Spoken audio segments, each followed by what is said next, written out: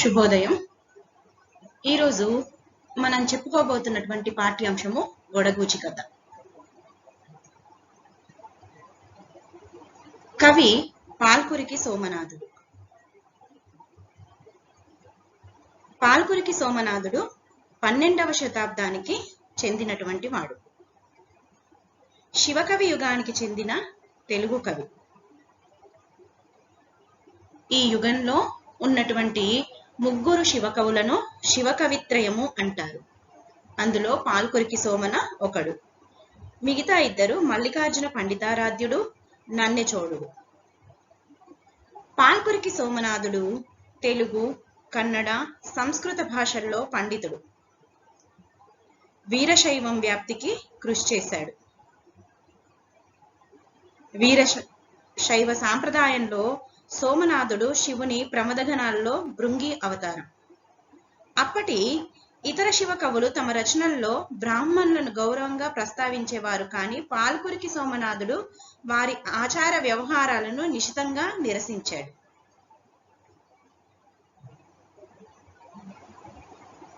ఈయన జన్మస్థానము పాల్కురికి అనేటటువంటి గ్రామం. ఈ పాల్కురికి ఓరుగల్లుకు, ప్రస్తుతం వరంగల్లుకి 30 కిలోమీటర్ల దూరంలో ఉంది. ఈయన పాల్కురిలో వెలిసినటువంటి సోమేశ్వరుని అనుగ్రహంతో జన్మించడం వల్ల ఈయనకు తల్లిదండ్రులు సోమనాథుడు అని పేరు పెట్టారు. సోమనాథుని తల్లి శ్రీయాదేవి, తండ్రి విష్ణురామిదేవుడు. ఈయన రచనలన్నీ తీసుకుంటే అన్నీ కూడా స్వతంత్రాలే.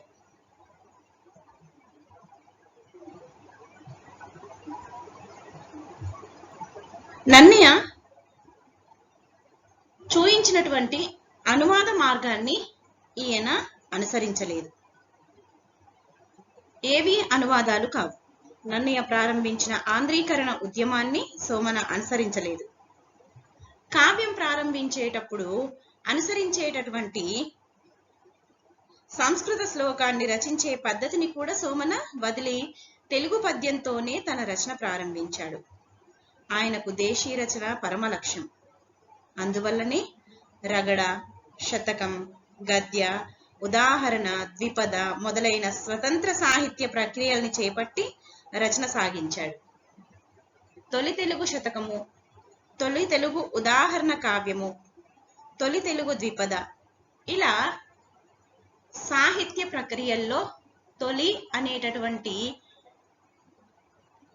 కావ్యాలను రచించినటువంటి ఘనత పాల్కురికి సోమనాథునికి దక్కింది. పాల్కునికి రచనలను చూసినట్లయితే వృషాధిప శతకం, చతుర్వేదసారం, చెన్నమల్లు సీసాలు, బసవ పురాణం, పండితారాధ్య చరిత్ర, అనుభవసారం, ఇలా చాలా రచనలు ఉన్నాయి.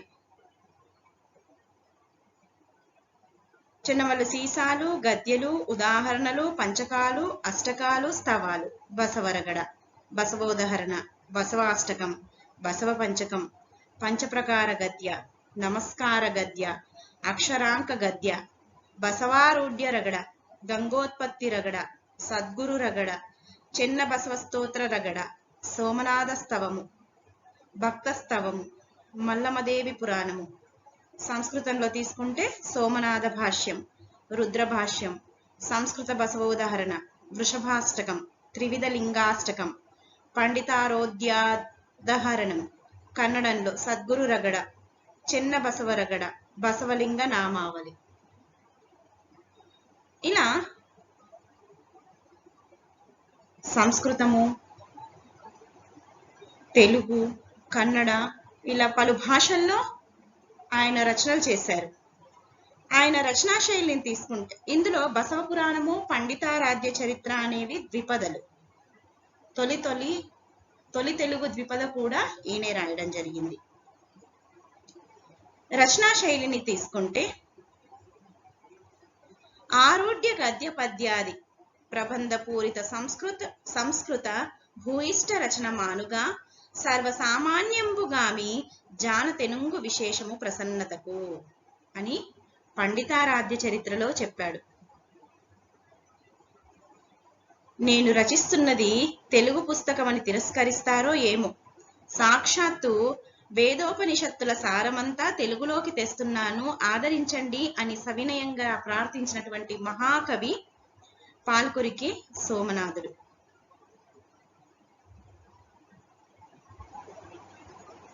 తెలుగు సాహిత్యంలో మొట్టమొదటి కవి నన్నయ్యే అయినా తొలి తెలుగు కవి మాత్రం పాల్కురికి సోమనాథుడు.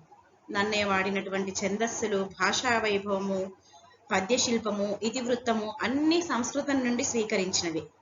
పైగా భారతం అనేది అనువాద కావ్యం. సోమనాథుడు అలా కాదు. తెలుగు ఇతివృత్తాలు, తెలుగు ఛందస్సు, తెలుగు నుడికారము, జానతెనుగు స్వీకరించి కావ్యరచన చేశాడు. అందుకే సోమనాథుడు తొలి తెలుగు కవి. మనకి ప్రత్యేక తెలంగాణ ఏర్పడిన తర్వాత మన రాష్ట్రము, తెలంగాణ రాష్ట్రము, పాల్కురికి సోమనాథుణ్ణి తెలంగాణ తెలుగు కవిగా గుర్తించి ఆయన పేరు ప్రతిష్టలను ఇనుమడింపజేసింది. నన్నయ్య కాలంలో సంస్కృత పదాల వాడుక ఎక్కువగా ఉంటే, శివకవి యుగంలో మాత్రము ముఖ్యంగా సోమనాథుడు అచ్చమైనటువంటి తెలుగు పదాలను, తెలుగు ఛందస్సును విరివిగా ఉపయోగించాడు.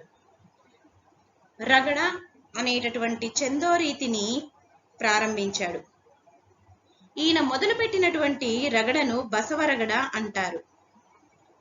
ద్విపద రగడలే కాకుండా సోమనాథుడు ఇంకా సీసము, త్రిభంగి, తరువోజ, క్రౌంచపదము, వనమయూరము, చతుర్విధ కందము, త్రిపాస కందము వంటి స్థానిక ఛందోరీతుల ప్రయోగం కూడా చేశాడు. బసవపురాణ అవతారికలో సోమనాథుడు జానతెలుగు అనేటటువంటి భాషను తెలుగులో ప్రవేశపెట్టినటువంటి వాడు. ఈయన తిక్కనకు ఈ విషయంలో పాల్కురికి సోమనాథుడే గురువు.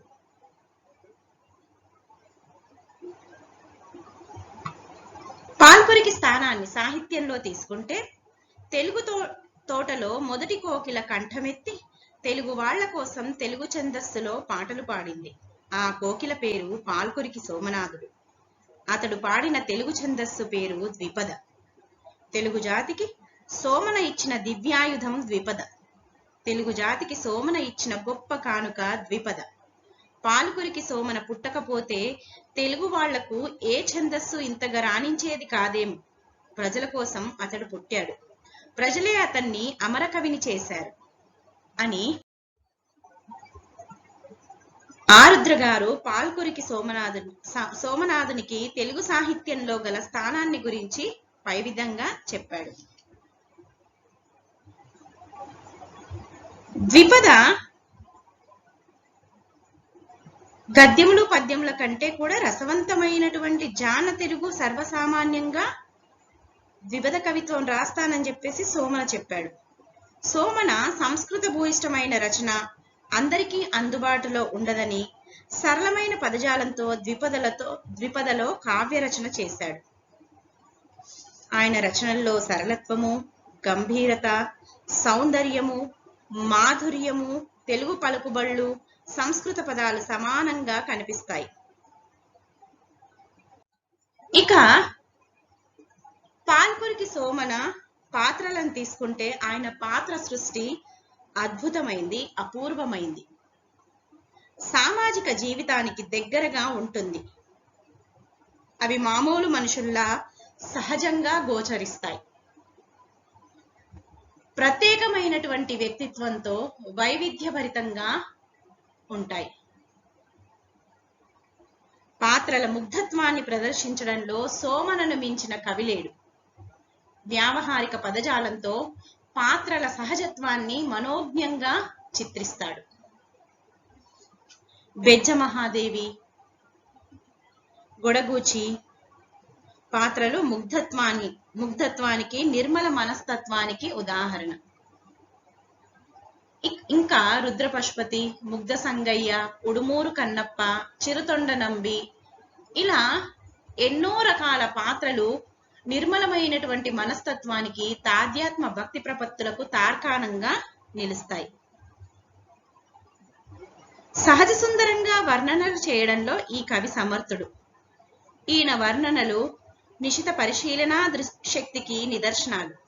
ఈయన రచనల్లో భాష, ఛందస్సు, ఇతివృత్తము, భావము, వర్ణనలు, ఆచార వ్యవహారాలు, పాత్రల వేషభాషలు, మనస్తత్వము మొదలైన వాటికి సంబంధించిన దేశీతనం కనబడుతుంది. శబ్దాలకు వన్నె తెచ్చే భావాలు, భావాలకు వన్నె తెచ్చే శబ్దాలు ఈయన రచనలకు ప్రత్యేకతను ఆపాదించాయి. అల్పాక్షరాలలో అనల్పార్థాన్ని అందించడంలో సోమన నేర్పు అనన్య సామాన్యమైనది. సోమన రచనల్లో బసవ పురాణం, పండితారాధ్య చరిత్ర పేరు పొందిన ద్విపద కావ్యాలు. బసవ పురాణంలో బసవేశ్వరుని జీవిత చరిత్ర ప్రధానం. సందర్భానుగుణంగా ఇతర శివభక్తుల కథలు కూడా దీంట్లో చేర్చబడ్డాయి. ఇది 7 ఆశ్వాసాల కావ్యం. బసవ పురాణం అనేది 7 ఆశ్వాసాల కావ్యం. ఇందులో బెజ్జ మహాదేవి, రుద్ర పశుపతి, గొడగూచి, చిరుతొండ నంబి కథలు రసవత్తరాలైనవి. శైవమత గ్రంథం కూడాను. ఆంధ్ర, కర్ణాటక భాషల్లో దీనికి మంచి పేరుంది. బసవ పురాణంలోని గొప్ప భక్తుల కథల్లో గొడగూచి కథ కూడా ఒకటి. గొడగూచి ఒక అమాయక బాలిక. ఆ బాలిక ముగ్ధ భక్తి మనస్తత్వాన్ని అభివర్ణిస్తుంది ఈ గొడగూచి కథ. ప్రస్తుత పాఠ్యభాగము బసవ పురాణము తృతీయాశ్వాసంలోని గొడగూచి నుంచి గ్రహించబడింది. ముగ్ధ అనంటే ఉదయిస్తున్నటువంటి యవ్వనము కలది అని అర్థం. ఇక మన పాఠ్యాంశానికి వస్తే,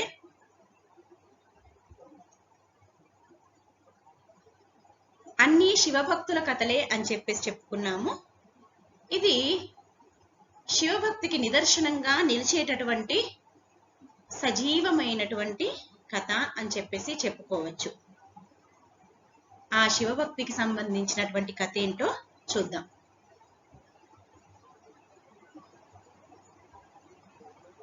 శివదేవుడను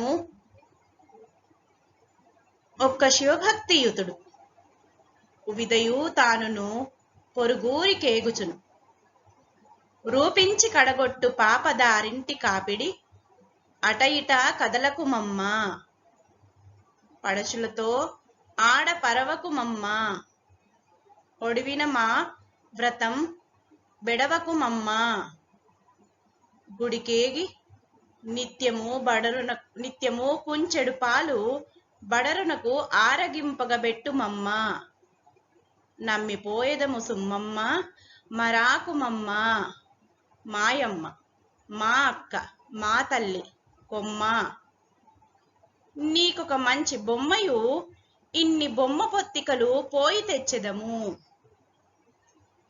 శివదేవుడనునొక్క శివభక్తియుతుడు, ఉవిదయు తానును పొరుగురి కేగుచును, రూపించి కడగొట్టు పాప దారింటి కాపిడి, అటయిట కదలకు మమ్మ, పడుచులతో ఆడ పరవకు మమ్మ, ఒడివిన మా వ్రతం బెడవకు మమ్మ, గుడికేగి నిత్యము కుంచెడు పాలు బడరునకు ఆరగింపగబెట్టు మమ్మ, నమ్మిపోయేదము సుమ్మమ్మ మరాకు మమ్మ, మాయమ్మ మా అక్క మా తల్లి కొమ్మ, నీకొక మంచి బొమ్మయు ఇన్ని బొమ్మ పొత్తికలు పోయి తెచ్చెదము. ఒక గ్రామంలో శివదేవుడు అనేటటువంటి ఒక శివభక్తుడు ఉన్నాడు.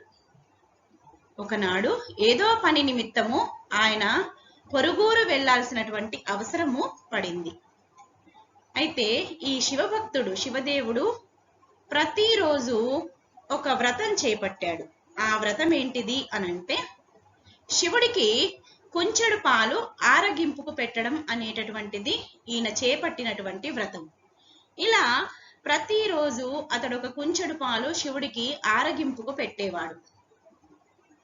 అయితే ఈయనకి ఏదో అవసరము పడి పొరుగురికి వెళ్ళేటటువంటి పని పడింది. అది తన భార్యతో సహా. దానితో తన వ్రతానికి భంగం కలగకూడదని చెప్పేసి తన ఇంట్లో ఉన్నటువంటి తన కూతురైనటువంటి చిన్న పాపని పిలిచి ఆమెకు ఈ వ్రతాన్ని ఎలా అప్పచెప్తున్నాడు అనేది. శివదేవుడు అనునొక్క శివభక్తి యుతుడు ఉవిదయు తాను పొరుగురికేగుచును. శివదేవుడు అనేటటువంటి పేరు గల శివభక్తియుతుడు, శివభక్తితో కూడినటువంటి భక్తుడు. ఉవిదయు తాను, తన భార్యయు తాను పొరుగురికేగుచును, పక్క ఊరికి వెళ్ళడానికి నిశ్చయించుకొని రూపించి అలా నిర్ణయించుకొని కడగొట్టు పాప, తమ చిన్న పిల్లైనటువంటి చిన్న సంతానమైనటువంటి ఆడపిల్లను తారు ఇంటి కాపిడి, తారు అంటే తాము, ఇక్కడ శివదేవుడు అతని భార్య ఇద్దరూ కూడా ఆ అమ్మాయిని ఇంటికి కాపలాగా పెట్టారంట. పెట్టి అటు ఇటు కదలకు మమ్మ, ఆ అమ్మాయికి జాగ్రత్తలు చెప్తున్నారు. మేము పొరుగురికి వెళ్తున్నాము, నువ్వు అటు ఇటు కదలకు, అటు ఇటు ఎక్కడికి వెళ్ళొద్దు అని చెప్పేసి చెప్పారంట. పడుచులతో ఆడ పరవకు మమ్మ, పడుచులతో అంటే స్నేహితులతో ఆడ పరవకు మమ్మ, ఆడుకోవడానికి పరిగెత్తుకుంటూ వెళ్ళకు అని చెప్పేసి చెప్పారు. ఒడివిన మా వ్రతం బెడవకు మమ్మ, ఎడపకుము, మేము చేపట్టినటువంటి మా యొక్క వ్రతం ఏదైతే ఉందో, శివుడికి నిత్యం కుంచెడు పాలు నైవేద్యంగా పెట్టేటటువంటి మా వ్రతం ఏదైతే ఉందో ఆ వ్రతానికి ఎడపకు మమ్మ, ఎటువంటి విఘాతాన్ని కల్పించొద్దు అని చెప్పేసి అని అంటున్నారు. గుడికి ఏగి నిత్యము కుంచెడు పాలు బడరునకు ఆరగింపగ పెట్టుమమ్మ, ప్రతిరోజు గుడికెళ్ళమ్మ, గుడికి వెళ్ళి కుంచెడు పాలు శివుడికి నైవేద్యంగా పెట్టమని చెప్పేసి వాళ్ళు ఆ అమ్మాయికి చెప్తున్నారు. నమ్మిపోయేదము సుమ్మమ్మ, నమ్మిపోయేదము సుమ్మమ్మ, నిన్ను నమ్మి వెళ్తున్నాం సుమా అని చెప్పేసి ఆ అమ్మాయికి చెప్తున్నారంట. మరాకు మమ్మ, తల్లి మర్చిపోవద్దు అని చెప్పేసి అని అంటున్నారు మా అమ్మ. మనం చిన్న పిల్లల చేత పని చేయించుకోవాలి అనంటే ఏ విధంగా అయితే బతిమిలాడతామో, వాళ్ళు బతిమిలాడితే చక్కగా వింటారు. వాళ్ళని బుజ్జగించుకుంటూ మంచిగా వాళ్ళని నచ్చ చెప్పుకుంటూ గనక చెప్తే వింటారు. ఇక్కడ ఈ శివదేవుడు కూడా అదే పని చేస్తున్నాడు.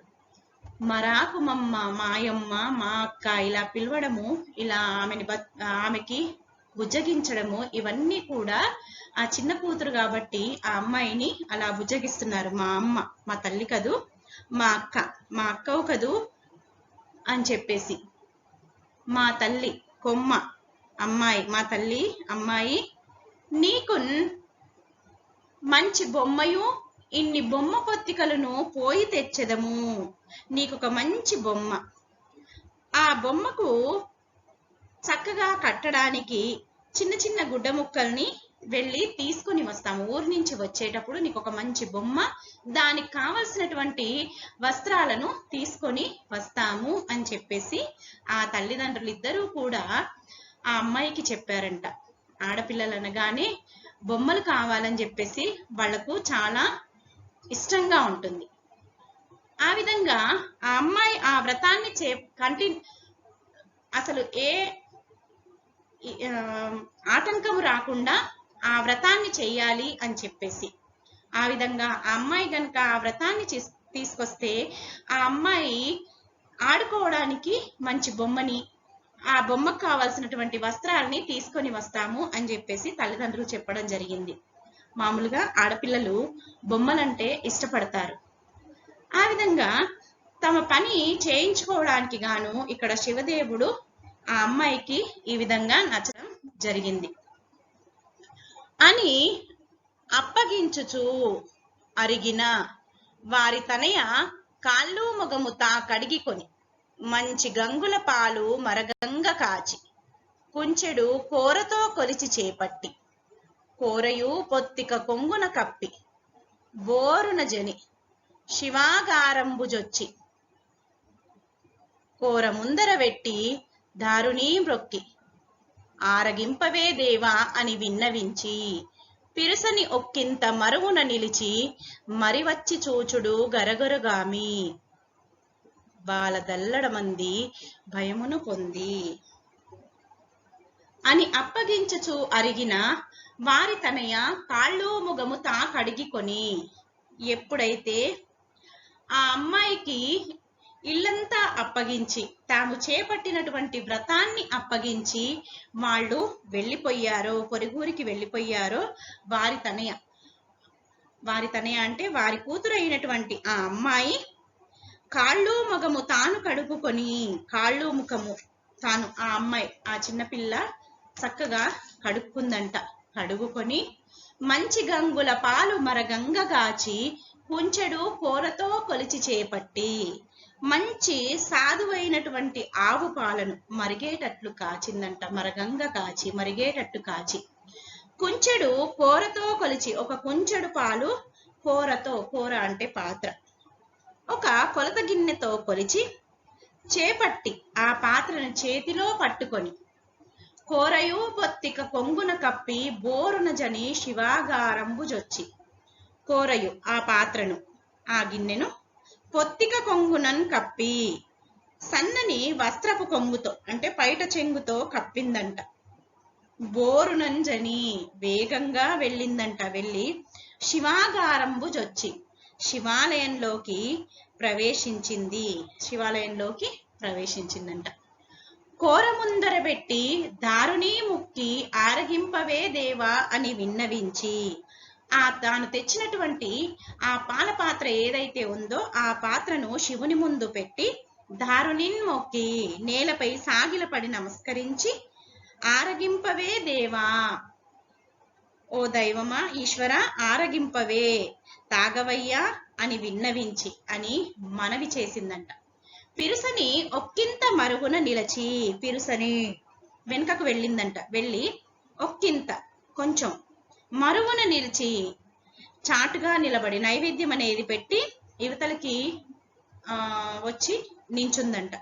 మరి వచ్చి చూచుడు గరగొరగామి తిరిగి వచ్చి చూడగా ఆ పాలలో ఎటువంటి తక్కువదనం అనేది కనిపించలేదంట. ఎటువంటి లోపం అనేది లేకపోయిందంట. శివుడు పాలు తాగలేదు, అందువల్ల ఆ పాలు తక్కువ కాలేదంట. బాల తల్లడమంది ఆ చిన్నపిల్ల కలతపడి భయమును పొంది భయపడిపోయిందంట.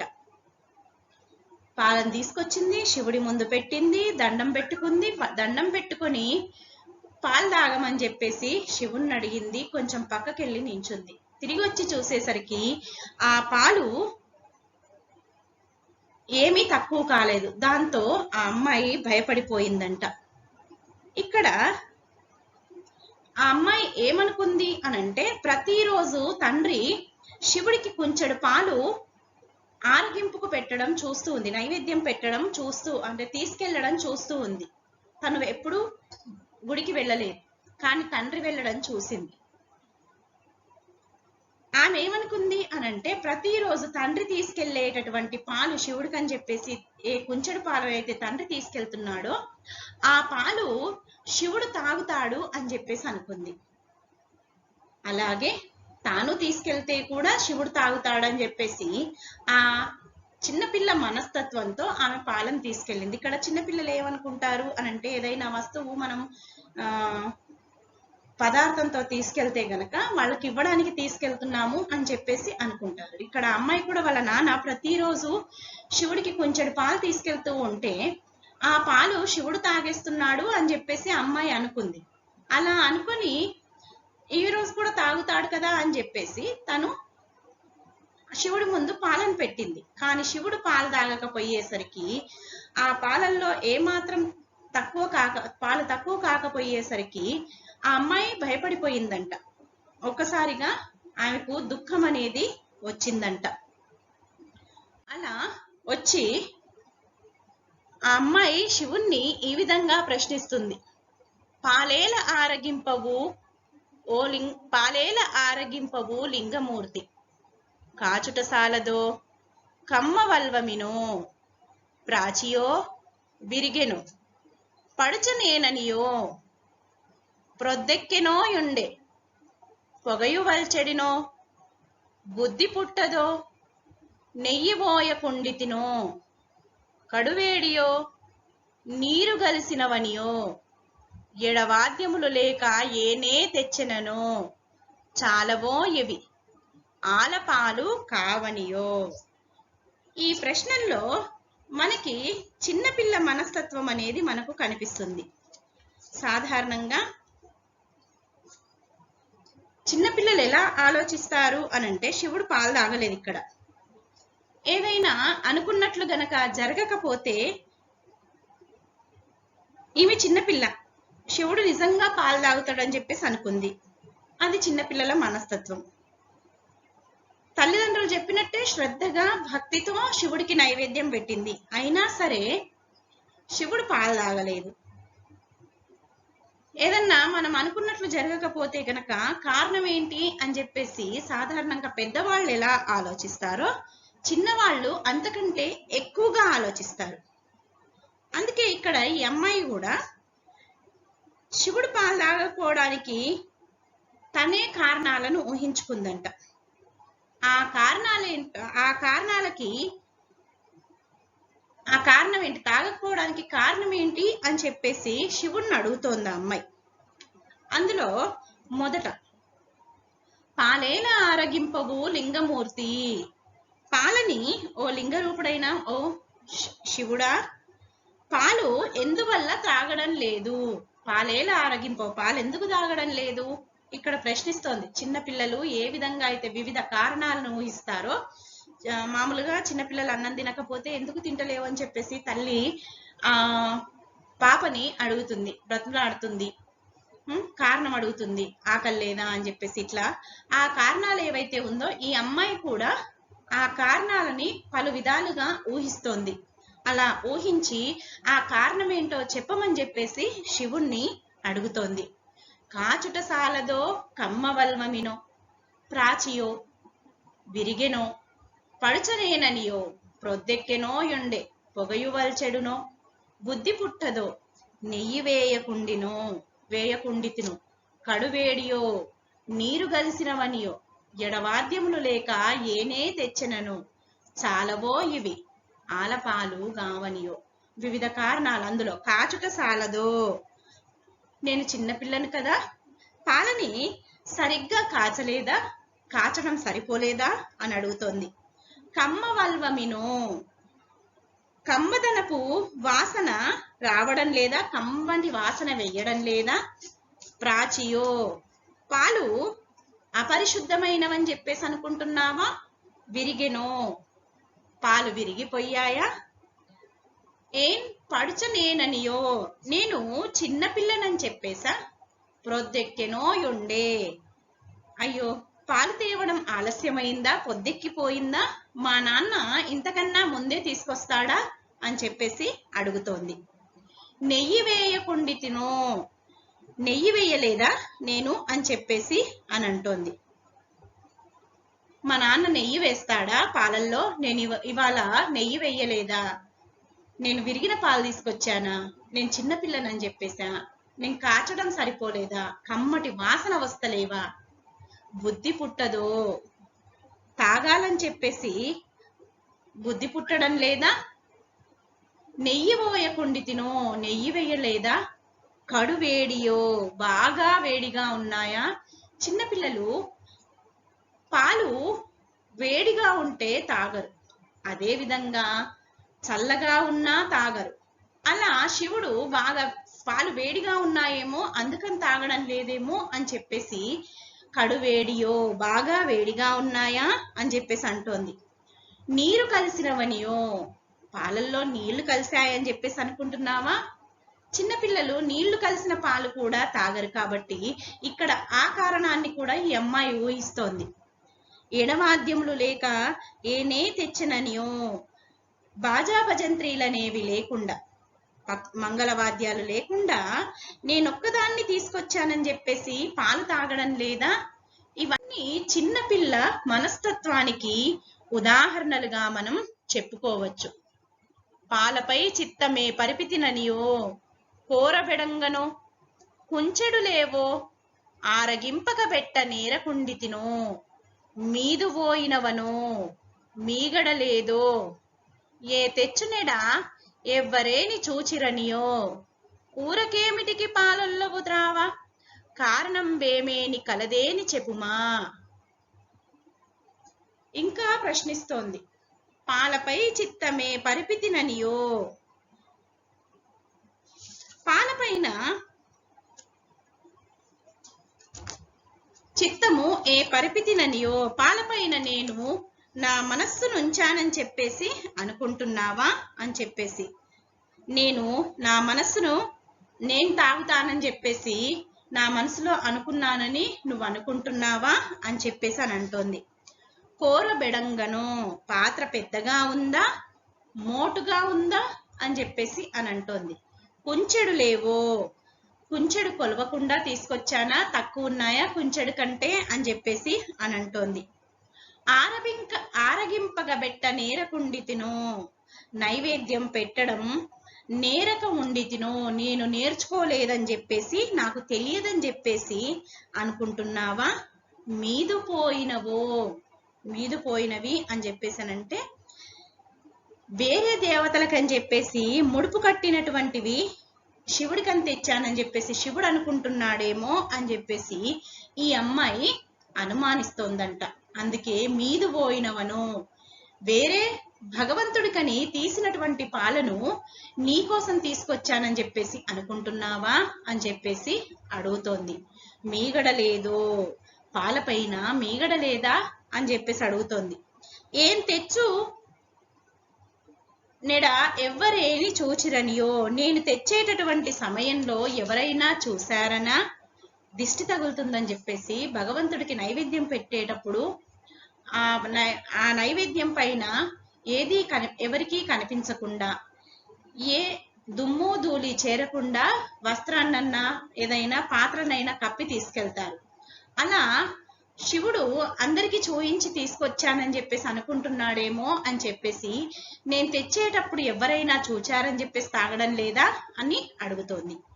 ఊరకేమిటికి పాలొల్లవు త్రావా, ఎందుకని అకారణంగా పాలను త్రాగడానికి ఇష్టపడట్లేదు, కారణం ఏదైనా ఉంటే నాకు చెప్పు అని చెప్పేసి ఈ అమ్మాయి అడుగుతోంది. ఇందులో కూడా మనకి ముగ్ధ స్వభావం, చిన్నపిల్లల యొక్క స్వభావం అనేది చక్కగా కనిపిస్తోంది. పాలపైన మామూలుగా చిన్నవాళ్ళు తల్లి ఇస్తేనే పాలు తాగుతారు, వేరే వాళ్ళు చిన్న పిల్లలు ఇస్తే పాలు తాగరు. పాలల్లో కరెక్ట్ గా తల్లి ఎంతైతే ప్రతిరోజు ఇస్తుందో వాళ్ళు గమనిస్తారు కాబట్టి అందులో ఆ పాలల్లో సగం ఉన్నా తాగరు, వాళ్ళు ఎక్కువగా ఉన్నా తాగరు. రోజు ఇచ్చేటటువంటి పాత్రలో ఇస్తేనే వాళ్ళు తాగుతారు, వేరే పాత్రలో ఇస్తే కూడా తాగరు. పాలు గ్లాసులో నిండుగా లేకపోయినా వేడిగా ఉన్నా తాగరు, పాత్ర శుభ్రంగా లేకపోయినా తాగరు. ఇక్కడ ఆ అమ్మాయి ఇదే విషయాన్ని అడుగుతోంది. పాత్ర పెద్దగా ఉందా, కుంచెడు లేవా, మీగడ లేదా, ఇలా ప్రతిదీ చిన్న పిల్లలైతే ఏ విధంగా ఆలోచిస్తారో ఆ విధంగా శివుణ్ణి అడుగుతూ ఉంది అమ్మాయి. నిక్కంపుటాకలి నీకు లేదేని, గ్రుక్కెడైనను కొని చిక్కించు నాకు, గుడుపున కీయడ గుడగుడలేలా. నిజమైనటువంటి ఆకలి నీకు గనక లేకపోతే,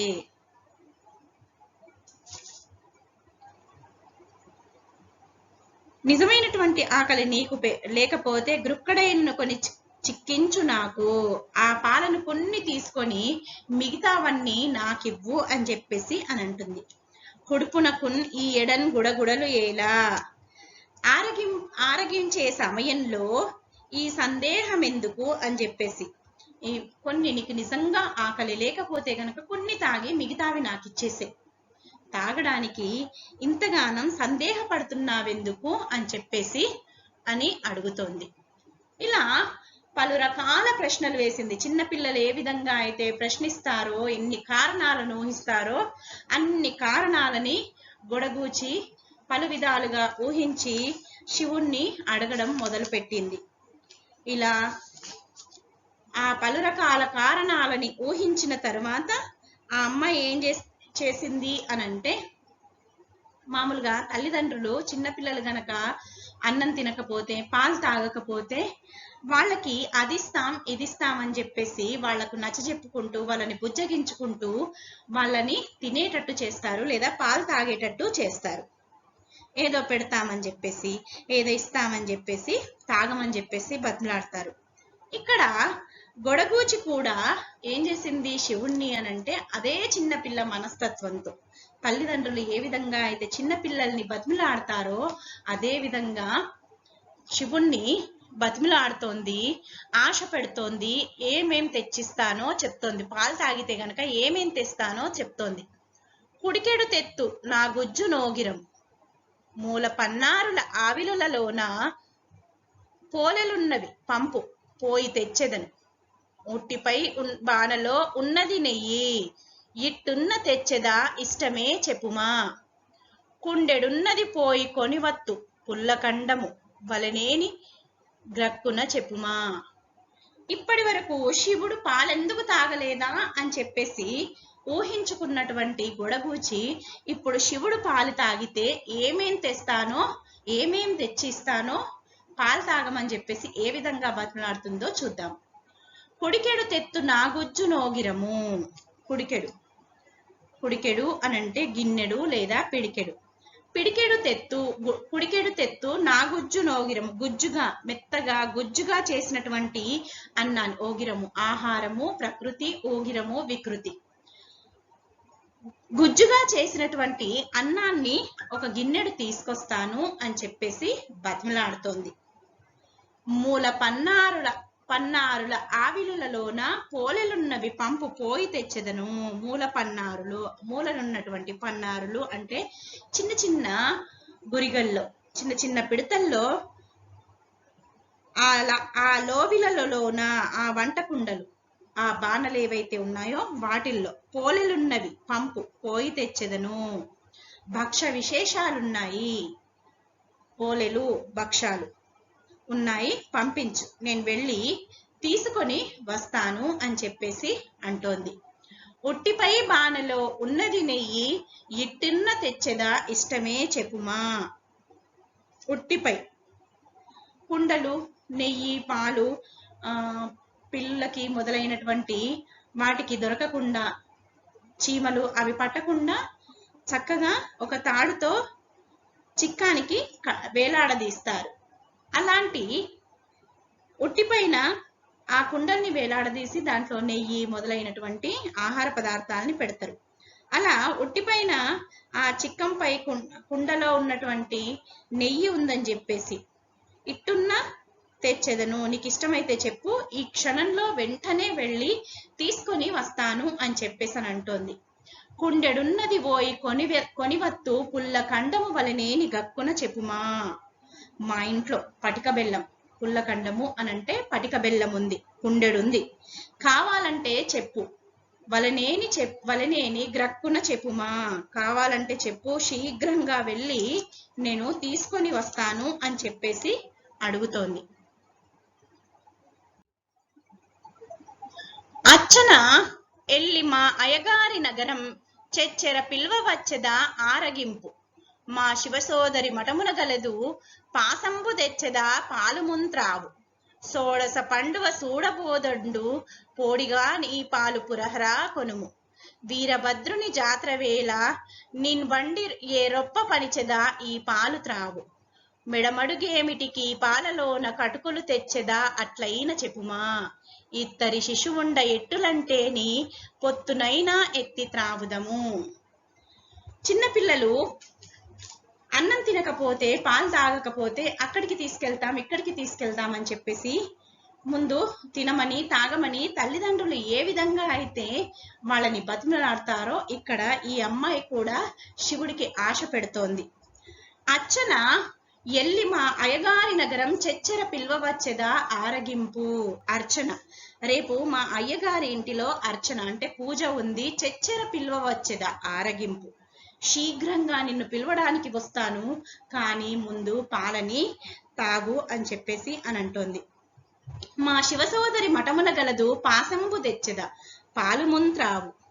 మా శివసోదరి మఠానికి అధికారిని అయినటువంటి మా సోదరి మఠంలో ఉంది, ఆ మఠంలో పాయసం ఉంది, ఆ పాయసం తెచ్చి నీకిస్తాను, కాకపోతే ముందు పాలు తాగు అని చెప్పేసి అని అంటుంది. షోడశ పండువ చూడబోదండు పోడిగా ఈ పాలు పురహరా కొనుము. షోడశ పండువ ఇదొక శివుడి యొక్క ఉత్సవము, శైవ ఉత్సవం. దాన్ని చూడ్డానికి తీసుకెళ్తాను అని చెప్పేసి అని అంటుంది. చక్కగా ఈ పాలు తాగు అని చెప్పేసి, ఆ పండుగ చూడ్డానికి నిన్ను తీసుకెళ్ళాలి అని అంటే ముందుగా ఈ పాలు తాగు అని చెప్పేసి అడుగుతోంది. వీరభద్రుని జాతర వేళ నిన్ను బండి ఏ రొప్ప పనిచెదా ఈ పాలు త్రావు. వీరభద్రుని యొక్క జాతర వేళ, జాతర సమయంలో ఏం బండి రొప్ప పనిచెదా, నిన్ను బండిని తోలడానికి పంపిస్తాను, కాకపోతే ఈ పాలు తాగు. రొప్పెదా అనేటటువంటిది అచ్చమైనటువంటి తెలంగాణ పదము. ఇది రొప్పడము అంటే నడపడము, వాహనాన్ని నడపడం, తోలడము. ఇలా తెలంగాణ పదాల్ని కూడా మనము పాల్కురికి సోమనాథుని రచనల్లో మనం చూడొచ్చు. పంపిస్తాను, కానీ ముందు పాలు తాగు. ఆ వీరభద్రుని జాతర వేళ ఆ జాతరలో ఆ బండి తోలడానికి నిన్ను పంపిస్తాను, కాకపోతే ఈ పాలు తాగు అంటుంది. ఎడమడుగేమిటికి ఈ పాలలోనికి అటుకులు తెచ్చెదను. సందేహం ఎందుకు చేస్తున్నావు, ఆలస్యం చెయ్యకు. ఈ పాలలోకి అటుకులు కావాలా, అట్లయినా చెప్పుమా, అటుకులు తెచ్చేదా, అటుకులు తెస్తాను, కావలిస్తే చెప్పు అని చెప్పేసి అని అంటున్నాడు. ఇత్తరి శిశువుండ ఎట్టులంటేని పొత్తునైనా ఎత్తి త్రావుదము. అయ్యో, నా పక్కన చిన్న పాప ఉంది, ఆ అమ్మాయి ఉండగా నేను పాలెలా తాగుతానని చెప్పేసి నువ్వు సందేహిస్తున్నావా? అయితే పొత్తునైనను ఎత్తి త్రావుదము. నేను ఒక్కడినే ఎలా తాగాలి అని చెప్పేసి అనుకుంటే పొత్తునైనా ఇద్దరం కలిసైనా పాత్రను ఎత్తి తాగుదాము అని చెప్పేసి అంటోంది. పిన్న పన్నారులు సిన్ని బొమ్మలును ఇన్ని గూడడుకులు ఎన్నేని పండ్లు నాకెళ్ళి మావారు నలిదెత్తిరప్పుడు నీకు ఇచ్చేదగాని నీయాన త్రావు పాలును చల్లారె పలుకవు తోడ ఏలయా లింగ నన్నే చెదవనుచు. పిన్న పన్నారులు చిన్నపిల్లలు ఆడుకునేటటువంటి చిన్న చిన్న ఆట వస్తువులు, ఆడుకునేటటువంటి పాత్రలు గురుగులు అని అంటారు. పిన్న పన్నారులు గురుగులు. చిన్న బొమ్మలు, చిన్నమైనటువంటి బొమ్మలు, ఇన్ని గూడడుకులు, కొన్ని బుట్టతో అటుకులు, ఎన్నేని పండ్లు, ఎన్నెన్నో పండ్లు. నాకు వెళ్ళి మా వారు నలిని తెస్తారు, రేపు మా తల్లిదండ్రులు వచ్చినప్పుడు నాకు చాలా పళ్ళు తీసుకొస్తారు, ఎన్నో పళ్ళని తీసుకొని వస్తారు అని చెప్పేసి అని అంటోంది. అప్పుడు నీకు ఇచ్చేదగాని నీ ఆన, నీ పైన ఒట్టు, అవన్నీ కూడా నీకు నేను ఇస్తాను అని చెప్పేసి అని అంటుంది. అని త్రాగు, ముందు పాలు తాగు. పాలును చల్లారే, పాలు కూడా చల్లారిపోయే. తోడన్ పలకవు, నాతో పలకడం లేదు. ఏలయా లింగ నన్నే చదవనుచు. ఓ ఈశ్వర, నన్నెందుకు బాధిస్తున్నావయ్యా అని చెప్పేసి ఆ అమ్మాయి శివుణ్ణి అడుగుతూ ఉందంట. ఇందులో మనకి గొడగోచి యొక్క చిన్నపిల్లల మనస్తత్వం అనేది చక్కగా కనిపిస్తోంది. చిన్నపిల్లలు ఏ విధంగా ఏదైనా వాళ్ళు అనుకున్నది జరగకపోతే దానికి గల కారణాలని ఏ విధంగా వాళ్ళు ఊహిస్తారు. ఆ కారణాలు మామూలుగా చిన్నపిల్లలు తల్లిదండ్రులు చేసేటటువంటి పనులను చూసి వాటిని జాగ్రత్తగా పరిశీలించి వాటిని మనసులో పెట్టుకుంటారు. వాళ్ళ సమయం వచ్చినప్పుడు దాన్ని ఆచరణలో పెడతారు. అదే విధంగా ఇక్కడ గొడగూచి తల్లిదండ్రులు చేసేటటువంటి, పెద్దవాళ్ళు చేసేటటువంటి పనులు ఏవైతే ఉంటాయో వాటిని మనసులో ఊహించుకొని శివుణ్ణి ప్రశ్నించడం గాని, అదే విధంగా చిన్న పిల్లలకి అన్నం తినిపించడానికి, ఆహారం తినిపించడానికి, పాలు తాగిపించడానికి తల్లిదండ్రులు ఏ విధంగా బతులాడతారో, ఏమేం తెచ్చిస్తామని చెప్పేసి చెప్తారో అవన్నీ కూడా ఇక్కడ శివుడికి గొడగూచి చెప్పడం, అన్నం తెచ్చిస్తానని చెప్పడం, భక్షాలు తెచ్చిస్తాననడం, అటుకులు తెచ్చిస్తానని చెప్పడం, ఇలా పాయసం తెచ్చిస్తానని చెప్పడం, జాతరకు తీసుకెళ్తానని చెప్పేసి చెప్పడం, ఇవన్నీ కూడా చిన్నపిల్లల మనస్తత్వాలే. చిన్నపిల్లలు ఏ విధంగా ఆలోచిస్తారు, వాళ్ళు ఏ విధంగా అనుకుంటారు అనేది సోమనాథుడు ఈ అమ్మాయి విషయంలో, గొడగూచి విషయంలో ఆ అమ్మాయి పరంగా చాలా చక్కగా గొడగూచి కథలో చిత్రించాడని చెప్పేసి మనం చెప్పుకోవచ్చు. చిన్నపిల్లల మనస్తత్వం ఎలా ఉంటుంది, వాళ్ళు ఏ విధంగా ఆలోచిస్తారు, వాళ్ళు ఏ విధంగా కారణాలని ఊహిస్తారు, దానికి వాళ్ళు ఊహించే కారణాలు కానివ్వండి, దానికి కావలసినటువంటి ఆ సమస్యకు ఆలోచించేటటువంటి పరిష్కారం కానివ్వండి, అవన్నీ కూడా చిన్నపిల్లలు ఏ విధంగా అయితే ఆలోచిస్తారో ఆ చిన్న పిల్లల మనస్తత్వాన్ని సోమన సజీవంగా గొడగూచి పాత్రలో సృష్టించాడు అనడానికి ఈ గొడగూచి పాత్ర అనేది ఒక అద్భుతమైన సృష్టి అని చెప్పేసి మనం చెప్పుకోవచ్చు.